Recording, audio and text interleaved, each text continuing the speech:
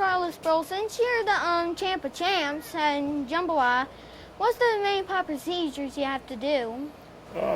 You cook the mini pot just like you cook the big pot. It don't matter if you're cooking a cup of rice or 30 pounds of rice, whatever size you cook it the same way. You brown your meat, get your meat brown, and you take. Some people take it out, some people don't. You clear your onions up, get your color, and then after that you start using your salt and your pepper and your garlic, and some people use bell pepper, some people like celery, and it's more or less to the cook's taste what he wants to put in it.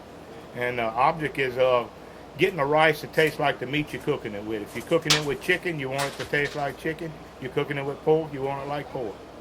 Okay. And it takes you most of the time about an hour to cook the rice. Once you get the rice in there, about an hour, 45 minutes to an hour, you ought to have good rice. Okay. How long do you boil and how long do you simmer it?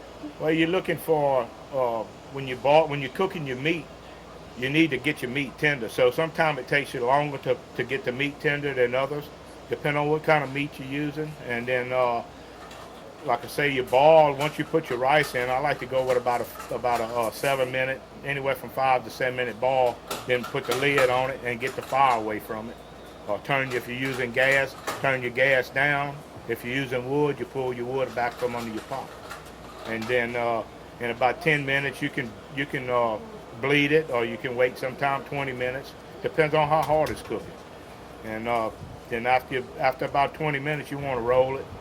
And you take your rice that's on the bottom of your pot and you bring it to the top of your pot. And that puts your top rice back down to the bottom. That way it'll finish steaming, and then you got that split rice.